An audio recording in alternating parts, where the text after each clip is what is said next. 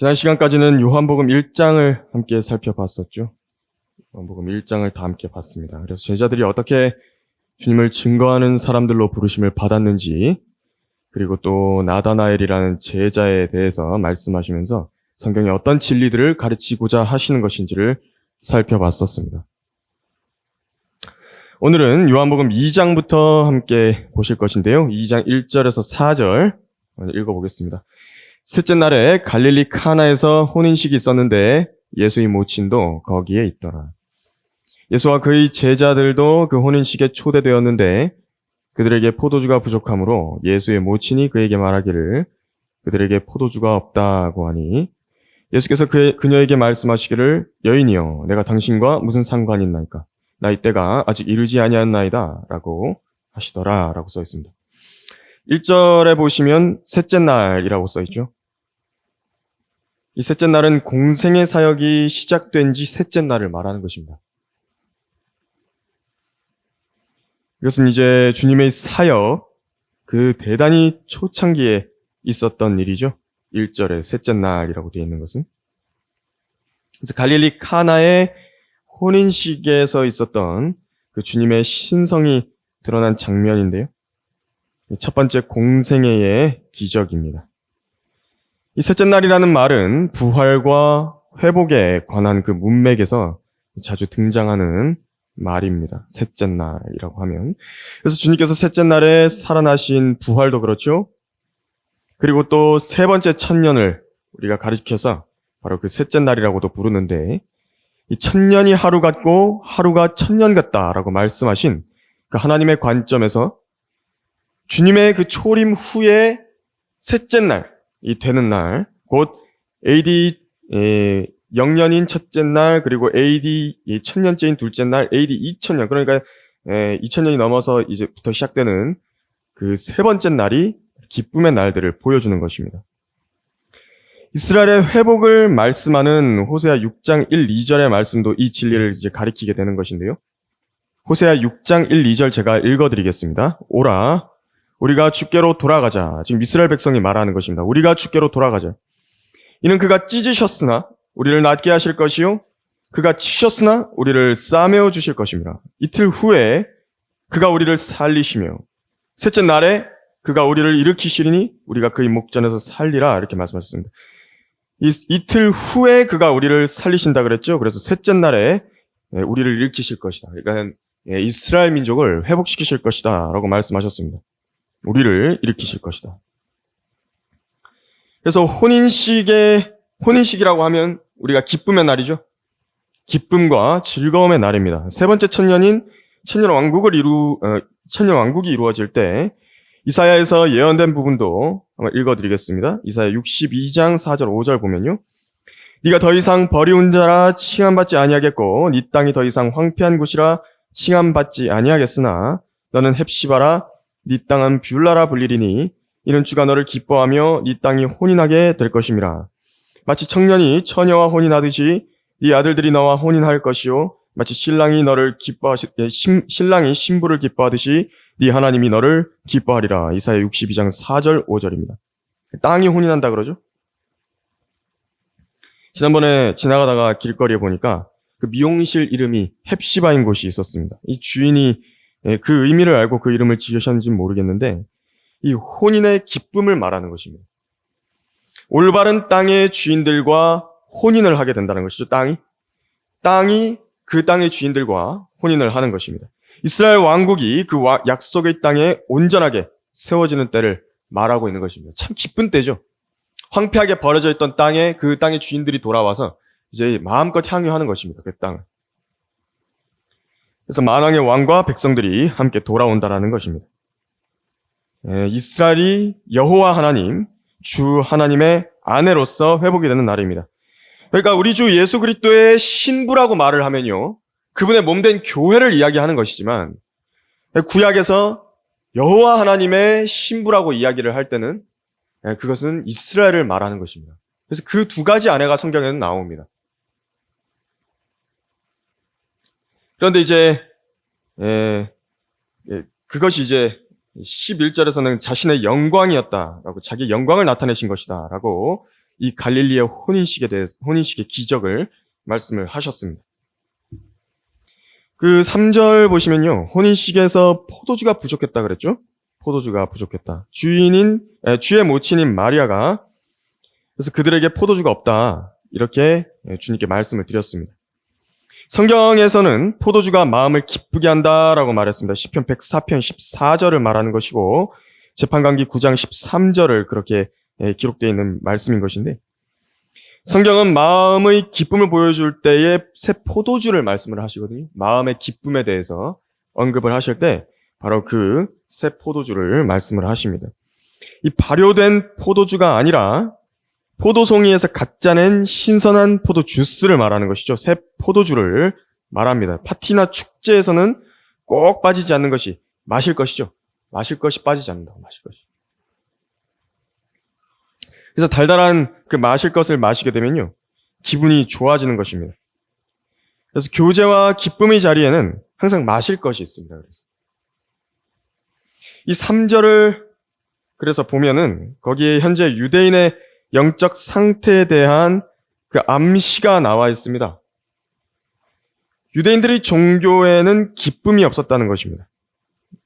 그래서 메시아는 알아보지도 못하고 오직 종교적인 형식에만 목을 메고 있었던 상태가 바로 이 유대교의 상태입니다. 그들에게 포도주가 없다. 기쁨이 없는 상태입니다.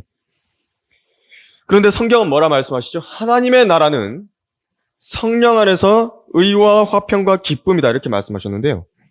이것이 이루어지지 않은 상태에서는 눈에 보이는 왕국은요, 도래할 수가 없는 것입니다. 성도 여러분 안에도 성령으로 충만해서 성령으로 인한 의와 화평과 기쁨이 가득하게 되면요. 또 그런 사람들이 많이 모여있게 되면 그곳에서 잠깐 낙원이라는 것을 맛봅니다. 그런 사람들이 모여있으면 그 낙원이라는 걸 맛볼 수 있는 것입니다. 의와 화평과 기쁨으로 가득 찬 사람들 가운데서. 첫 번째가 의죠. 의로워야 됩니다. 첫째, 의가 기반이 돼야 되고, 그 다음에 화평이 있어야 되고, 그리고 그 위에 기쁨이 있어야 되는 것입니다. 그래서 육신적임을 탈피하고 성령의 열매를 풍성하게 맺는 것이 중요한 이유가 여기에 있습니다. 그런 사람들이 많이 모여있다고 한다면요. 그곳에서는 정말 집에 가기 싫어지기 때문에 그런 것이죠. 경험해본 사람들은 아는 것입니다. 맛본 사람들은 그 맛을 압니다. 하늘나라가 시시하고 재미없을 것이라고 사람들 이야기해서 나는 지옥에 가기 괜찮다고 그렇게 이야기하는 사람도 있는 것입니다. 무서운 소리 하는 것입니다. 하지만 그런 하나님의 나라를 이렇게 맛보았던 사람들 같은 경우에는요. 결코 그렇게 이야기하지 않습니다. 한편으로 이제 마리아는 주님이 어떤 분인지 알고 있었습니다. 주의 모친이나 예수님이나 제자들이나 다 손님으로 초대가 돼가지고 이렇게 간 것이죠. 근데 마리아가 포도주가 없는 것이 마치 자기 일이나 되는 것처럼 이제 나서서 염려를 하고 있습니다. 그들에게 포도주가 없다. 주님께서는 모든 것을 다 알고 계시지만 괜히 마리아가 귀뜸을 한 것도 이상한 일이죠. 마리아는 예수님이 어떤 분인지 다 아는데 이렇게 이야기를 한 겁니다. 이것은요. 마리아가 일종의 닥달을 한 것입니다. 예수님께 닥달을 했다고. 마리아가. 가만히 있지 말고 뭔가 좀 해보라는 것입니다. 여기서 우리는 육신으로 나타나셔서 인간들 가운데서 생활하고 계신 하나님, 곧 하나님의 아들이 어떤 현실적인 문제와 직면에 있으신지 알아볼 수 있습니다. 첫 번째로는 유대인들은 그리스도에 대해서 그분의 임무와 죽으심, 곧 십자가에서 이루셔야 할 위대한 구속 사역에 대해서, 곧 그분의 때라고 한 십자가의 죽음에 대해서는 전혀 알지 못한 채로 오직 메시아의 영광만을 나타내 보이기를 기대하고 있는 것입니다. 두 번째로는요, 마리아라든지 가까운 친족으로부터는 예수님께서 잔소리도 들으셔야 했던 것입니다. 인간 마리아는 지금 하나님이신 그분께 포도주가 바닥이 났는데 빨리 좀 어떻게 좀 해보라고 그렇게 다그치는 겁니다. 이것은 주의 형제들도 마찬가지로 그렇게 주님께 했었습니다. 요한복음 7장 3절에서 5절이 그런데요. 제가 한번 읽어드릴 테니까 한번 잘 들어보십시오. 주의 형제들이 말하기를, 주님께 이렇게 말합니다. 여기를 떠나서 유대로 가소서. 그리하여 당신의 제자들도 당신이 행하시는 일들을 보게 하소서. 자신이 드러나게 알려지기를 바라면서 비밀리에 무엇을 행하는 사람은 아무도 없으니 이런 일들을 하실 바에는 자신을 세상에 나타내 보이소서라고 하더라. 이는 주의 형제들까지도 주를 믿지 아니함이더라. 요한복음 7장 3절에서 5절인데요. 그러니까 한갓 사람에 불과한 존재들이 하나님을 다그치고 하나님을 코치를 한 것입니다. 이렇게 하셔야죠. 이 능력을 왜 자기만 갖고 있습니까? 제자들에게도 나타내 보이십시오. 인간 세상에서는 인간적인 면과 이렇게 부딪히는 거죠. 아무리 죄 없고 흠이 없어도 트집을 잡힐 수 있는 것입니다. 그러니까 하나님이시라는 분이 이 땅에 생활을 하고 계셔도요. 트집을 잡으려면 얼마든지 잡을 수 있는 것이 인간입니다.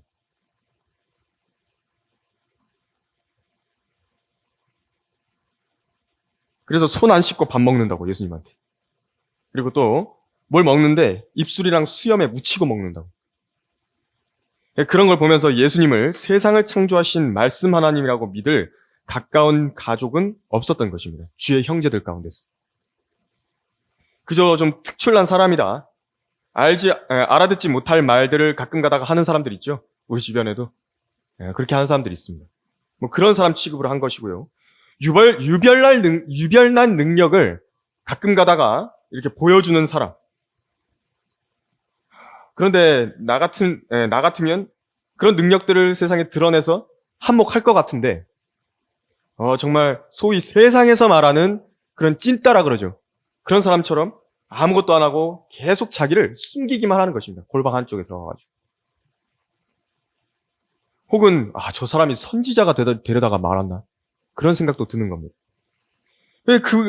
그분이요. 영원부터 계셨던 하나님이시라는 사실은 몰랐던 겁니다. 이 진리를 알았더라면 주의 형제들은 까무러쳤을 것입니다. 그러나 예수님께서 그렇게 하신 이유가 있죠. 그 형제들은 이해 못하는 그 이유가 있었습니다. 예수님의 달려갈 길에는 아버지 하나님께서 시키신 일을 완수해야 되는 그 때가 있었습니다. 완수해야 될 때가 있었다고. 어떤 표적들과 이적들을 이루셔야 할 때가 있었던 것입니다. 성경을 이루는 것이죠. 성경을 이루려고 오셨다고. 성경을.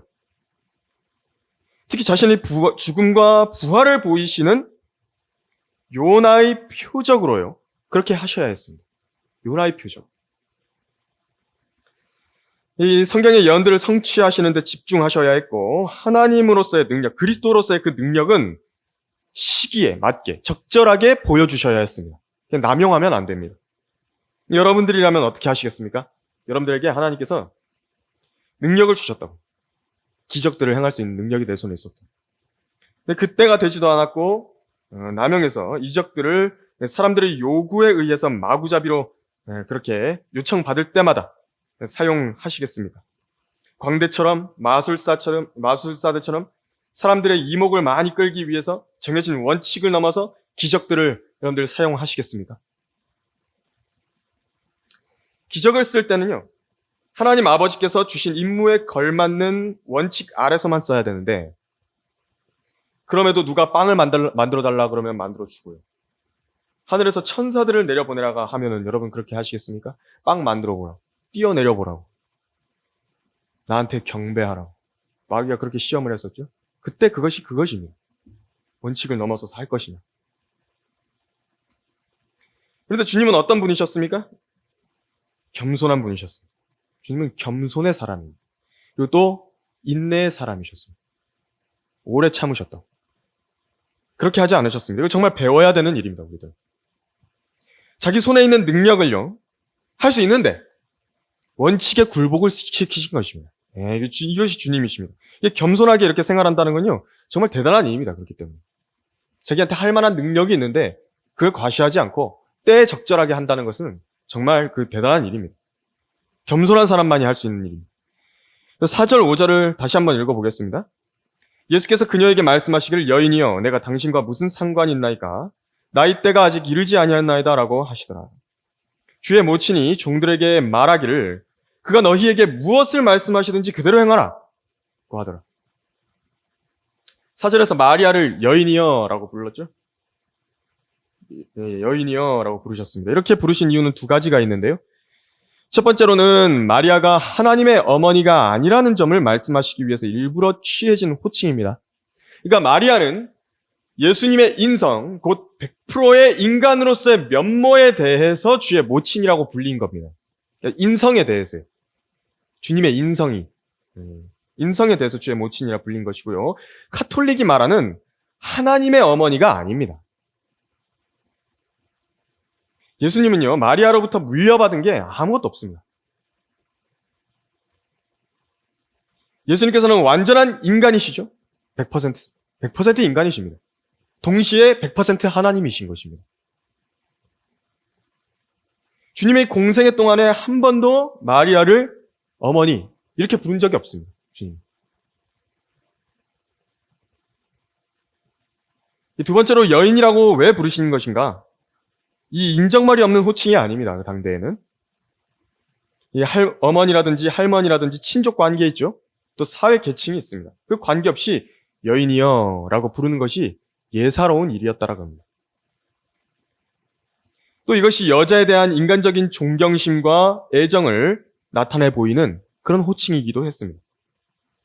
이런 호칭을 마리아에게 한 번 더 붙이시는 때가 있는데 그 십자가에 달리셨을 때에도 그렇게 하신 것입니다. 자신이 달린 십자가 곁에 함께 서 있는 그 요한을 가리키면서 그렇게 말씀하셨습니다. 여인이여, 당신의 아들을 보소서. 이렇게 말씀을 하셨는데요. 요한복음 19장 26절에서. 그리고 그 아들을 보라고 이야기한 것은 그 요한한테 이야기한 것입니다. 옆에 요한이 서 있었거든요. 요한에게도 이제 그 다음 절에 이렇게 이야기를 하십니다. 네 어머니를 보라. 그러니까 태로부터 산고를 치러서 낳았지 않습니까? 예수님을 낳을 때 산고를 치러서 낳은 것입니다. 그리고 자기의 젖을 먹었죠? 예수님이 마리아의 젖을 먹었다고. 그리고 변도 갈아줘야 했죠? 예수님 변도 갈아줘야 했습니다. 아기 때. 기저귀를 갈아줬다고. 30년 넘게 함께 생활했던 가족 한 사람이 당하는 십자가의 형벌이라고 하는 것은요. 한 여인의 정신으로는 감당하기 쉽지 않았을 것입니다. 그래서 주의 모친인 마리아를 위로하시면서 요한을 보고서 집으로 모시고 가라는 의미로 내 어머니를 보라 이렇게 말씀을 하셨습니다. 그렇게 말씀하신 것이라고 성경은 말씀하셨죠. 그래서 요한이 그 말을 듣고 마리아를 데리고 이제 집으로 데리고 갔습니다. 그래서 여인이여 내가 당신과 무슨 상관이 있나이까 나이 때가 아직 이르지 아니하였나이다 라고 말씀하신 것은요. 마리아에게 애정의 의미를 담아서 한 단호한 힐책이었습니다. 주의 형제들에게도 요한복음 7장 6절에서 뭐라고 말씀하셨냐면 나의 때는 아직 이르지 않았으나 너희의 때는 항상 준비되어 있느니라고 말씀을 하신 것입니다. 너희의 때는 나의 때는 내가 아직 이르지 않았다. 근데 너희의 때는 항상 준비되어 있다. 그러니까 우리와 함께 올라가서 그 기적들을 이렇게 행하시는 것을 모든 사람에게 보여주라고 그렇게 이야기했는데 거절하신 것이죠. 똑같이 단호한 힐책입니다. 안 한다고. 그래서 그런 그들의 코칭에 대해서 피해버리신 것입니다. 아직 그분의 때, 곧 십자가의 고난과 또 고난 이후에 올 영광의 순간이 되지 않았는데 그렇게 할 수 없다. 지금 그 말씀을 하신 겁니다. 또 이 본문 4절에서도 주님께서 자신의 때와 이 마리아의 포도주에 관한 요청을 이렇게 받아치신 이유는 또 포도주가 그분의 죽음을 상징하기 때문에 그렇죠. 마리아는 포도주를 요구했습니다만 성령께서는 지금 이 모습을 당장의 그분의 죽음을 요구하는 모습으로 암시하시기 위해 이렇게 그려놓으신 것입니다. 성경에서 포도주라고 말하면 종종 피를 의미하고 또 이것은 자주 그리스도의 피를 상징하는 것으로 연결시키기 때문에 성령께서는 이중적으로 이 말씀의 이면에다가 그분의 죽으심의 때가 아직 이르지 않았다라는 것을 연결시켜서 말씀을 해주신 것입니다. 그럼에도 5절처럼요. 마리아는 주님의 꾸중에 대해서 내색을 하지 않았습니다. 그리고 잔치에서 섬기는 종들에게 가서 주님이 무슨 일이든 시키시면 그대로 하라. 그대로 하라고. 주님이 무슨 일을 시키시면 그렇게 언지를 줍니다. 그 마리아는요. 어떤 사람이었냐면 누가복음 2장 51절에 따르면 주님의 어린 시절부터 그분의 말씀을 자기 마음속에 간직했다라고 말했습니다. 마리아가. 그래서 주님이 어떻게 하실지 또 어떤 분이신지 많이 알았던 것으로 보입니다. 마리아는.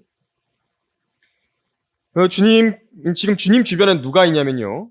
거기 12절에 보면 유추할 수 있는 게 주의 모친도 있었고 형제들도 있었고 제자들도 그 주변에 같이 있었다라는 것을 알 수 있습니다. 그런데요. 주님께서는요. 주의 모친 옆에 있던 자기 형제들에게 주님의 신성과 기적을 나타내 보이는 것을요. 드러내는 걸 최대한 자제하셨습니다. 특히 주의 형제들에게. 그들에게는요. 다 숨겨버리시는 것을 볼 수 있습니다. 안 보여주시려고 한다고 자꾸만. 아까 요한복음 7장에서도 그랬죠? 형제들의 자신을 드러나게 하라는 그 코칭에 대해서도. 그런데 주님께서 어떻게 하시냐면 형제들이 먼저 올라간 다음에 가지 않으실 것처럼 하시다가 비밀리에 올라가셨다고 요한복음 7장 10절에서 말씀하셨습니다. 그러니까 주의 형제들한테는 좀 거리를 계속 두시는 것입니다.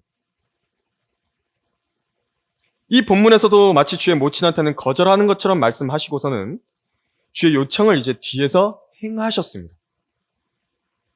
왜냐하면 자기 형제들에게는 숨기시고 자기를 믿는 제자들이 함께 있었죠. 제자들에게는 이들은 어떤 사람들이냐면 하나님의 아들이심을 믿는 사람들이거든요. 이들에게는 나타내 보이기를 원하시는 것입니다. 그래서 왜 주님께서 주의 모친에게 기적을 안 행하실 것처럼 말씀하시다가 해주셨는가? 어렵게 생각하지 마십시오. 이렇게 하심으로써 주의 형제들한테 자신을 드러내지 않으실 수 있습니다. 믿음 없는 사람들한테는 숨기시는 겁니다. 옆에 함께 있었던 주의 형제들은요. 4절에서 주님이 모친의 요청을 거절하셨기 때문에 나중에 포도주가 더 들어오는 것을 보고서 그것을 주님이 하신 것인지 모르게 되는 것입니다. 어디서 구해왔나 보다 그렇게 넘겨줄게 생각하는 것이죠. 포도주가 나중에 딱 들어왔는데 저거 주님 진짜 우리 형이 한 것이네 그렇게 생각을 안 하는 것입니다. 근데 제자들은 누가 한 줄 알고 있는 것입니다.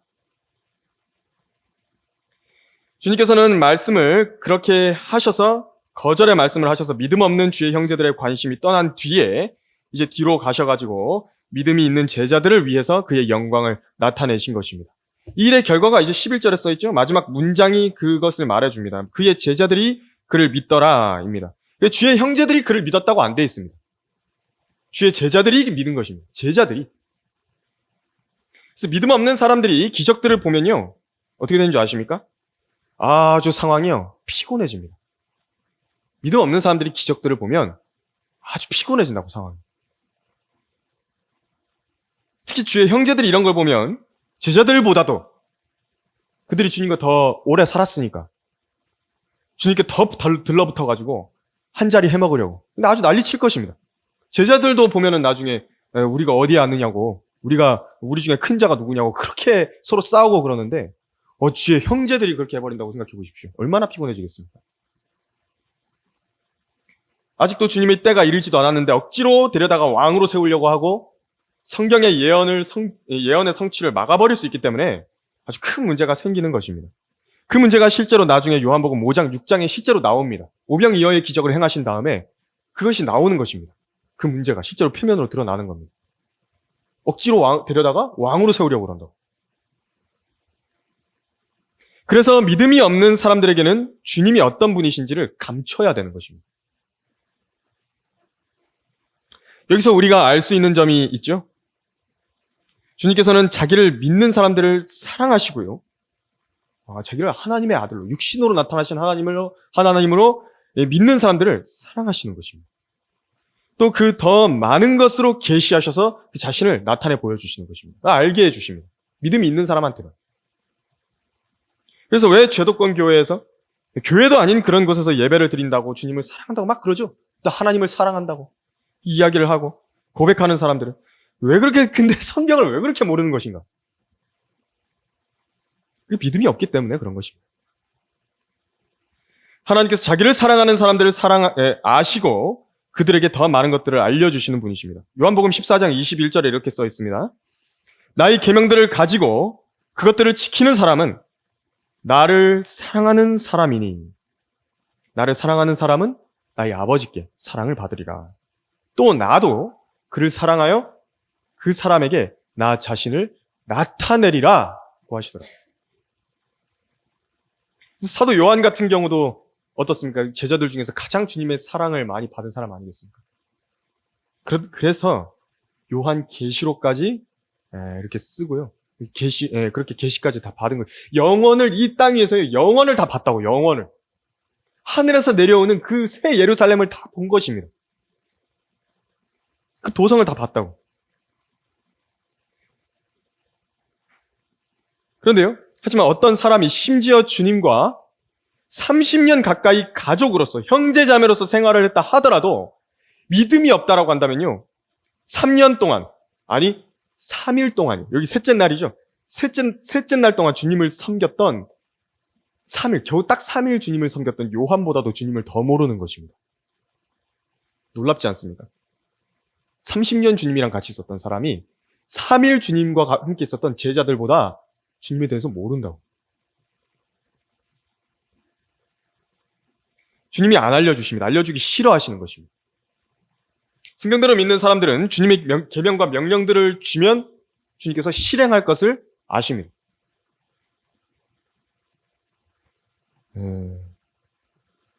그렇기 때문에 더 주신 것이고 더 많이 알게 해주신 것을 분명히 알아야 됩니다. 6절에서 12절 넘어가서 읽어보겠습니다. 거기에는 유대인의 정결의식에 따라 한 통에 두세 메트레타를 담는 돌로 된 물통이 6개 놓여 있는데 예수께서 그들에게 말씀하시기를 통을 물로 채우라고 하시니 그들이 야구까지 채우더라. 주께서 그들에게 말씀하시기를 이제 떠다가 잔치를 주관하는 사람에게 가져다 주라고 하시니 그들이 가져다 주더라. 그 잔치를 주관하는 사람이 포도주가 된 물을 맛보고 그것이 어디서 났는지 알지 못하나 그 물을 떠온 종들은 알더라. 잔치를 주관하는 사람이 신랑을 불러서 그에게 말하기를 누구나 처음에는 좋은 포도주를 내었다가 사람들이 마신 다음에 덜 좋은 것을 내는데 당신은 지금까지 좋은 포도주를 간직해 두었도다라고 하더라. 예수께서 기적들 가운데 이 처음 기적을 갈릴리 카나에서 행하시고 자기의 영광을 나타내시니 그의 제자들이 그를 믿더라. 이 일 후에 주께서 그의 모친과 형제들과 제자들과 함께 카퍼나움으로 내려가셨으나 거기에서 여러 날을 머물지는 아니하시더라. 그러니까 종들에게 지금 종들에게 마리아가 예수님께 대해 그가 너희에게 무엇을 말씀하시든지 그대로 행하라 이렇게 언지를 줬죠. 그렇게 하지 않았다라고 한다면 분명 주님에 대한 종들의 반발이 있었을 것입니다. 통을 물로 채우라. 그리고 이제 떠다가 잔치를 주관하는 사람에게 가져다 주라.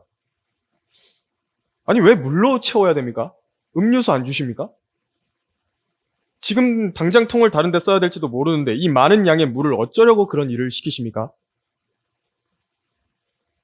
당신은 누구입니까? 별 말이 다 나왔을 것이죠? 포도주가 필요한데 왜 물을 떠다가 잔치를 주관하는 사람에게 보내야 되는 것입니까? 그 사람이 뚜껑을 열어보면 얼마나 황당하겠습니까? 이거 음료수가 아니지 않습니까? 주님께 별 말을 다 했을 것입니다. 그래서 군대에서 가장 중요한 것은 무엇이냐니까요? 위에서 시키는 일을 시킨 대로 하는 것입니다. 부하 군인이 이렇다 저렇다 항명하고 자기 생각을 말하라 이렇게 말씀하지 않으셨습니다. 주님께서 행하시는 기적들을 보고 싶다라고 한다면 시키는 대로 해야 되는 것들이 종들의 임무인 것입니다. 저 사람에게 전도지를 줘라. 주님, 저 사람은 생긴 것이 험상궂게 생겨가지고 어차피 안 받을 것 같은데 꼭 줘야 됩니까? 저 사람에게 나에 대해서 이야기를 해줘라. 주님, 어차피 말해봐야 저 사람 안 들을 거 아시면서 왜 이런 일들을 시키십니까? 너는 저기로 가서 복음을 설교해라. 주님, 사람도 많이 없는데 저기 가서 외치면 무슨 일이 일어난다고 하시는 것입니까? 너는 어디로 가서 목회를 해라. 주님, 거기에서는 이미 몇 번 다른 설교자들이 넘어진 것이고 안 되는 곳인 줄 아시면서 그렇게 하시라고 하십니까? 하나님의 일을 우리가 어떻게 해야 볼 수 있고 그 깊이를 측량할 수가 있겠습니까? 만일 이 종들이 돌로 된 물통에 물을 채우지 않았다라고 한다면 어떻게 그런 기적들을 볼 수 있었겠습니까? 하나님의 일이 어떻게 수행이 될 수 있었겠습니까? 이 본문이나 다른 성경의 모든 본문에서도 확인할 수 있는 부분이지만 주님께서는요, 일을 하실 때 혼자서 하시는 경우는 거의 없습니다. 혼자서는 거의 안 하십니다. 전부 다 종들을 통해서 움직여서 하십니다. 종들을 써가지고. 종들의 입을 통해서 하시는 것입니다. 그 지시는 아주 분명합니다. 주님께서 종들에게 지시하실 때는요, 이렇게 어설프게, 어렴풋하게 이야기하시는 게 없습니다. 어정쩡하다든지, 무슨 말인지 못 알아듣는다든지, 뭐 그럴 것 같다라든지 하는 그 추측에서 하나님께서는 사람을 쓰지 않으십니다. 너무나도 분명하고 자명하게 말씀을 하십니다. 그래서 자기가 인정하고 확신할 수 있을 정도로 하나님의 부르심이 명확하지 않다라고 한다면 그것은 하나님이 아직 그 사람을 부르신 게 아닙니다. 하나님께서 그 사람을 저도 이해가 안 됐던 부분인데요. 하나님의 부르심에 대해서, 예를 들어서 이렇게 설교자로 부르심을 받았다든지, 어떤 목회자로 부르심을 받았다든지, 제가 그것이 이제 너무 궁금해가지고, 예전에 제가 여기 대구성령 집례를 맞지 않았을 때, 청년들하고 좀 이야기를 한 적이 있습니다. 한 목회자분의 아들인데, 이제, 너희 아버지께서는 혹시 자신의 부르심을 어떻게 확신을 하셨다 그랬느냐. 그랬더니, 자기도 잘 모르겠는데, 아버지가 그렇게 말씀을 하셨답니다. 하나님께서 부르셨으면, 그 부르심을 본인이 안답니다. 그래서 제가 그 말이 무슨 뜻인지 잘 몰랐거든요. 그런데 주님의 사역에 이렇게 투입되고 나다 보니까 주님께서 보여주시는 것입니다. 그 사람으로 내가 너를 불렀다 이걸 알려주십니다. 그런 게 있더라고요. 그래서 그런 것은 이제 걱정 안 해도 됩니다. 분명합니다. 분명합니다. 주님께서 부르셨습니다. 긴가민가 하다가 그러면은 부르신 거 아직 아닙니다. 분명히 부르셨다 이게 있습니다. 그래서 그것은 참고로 알아두시면 되겠습니다. 다음 시간에는 6절에서 12절까지 조금 더 배울 내용이 있어서 여기서부터 다시 한번 살펴보도록 하겠습니다. 오늘 여기까지 하겠습니다.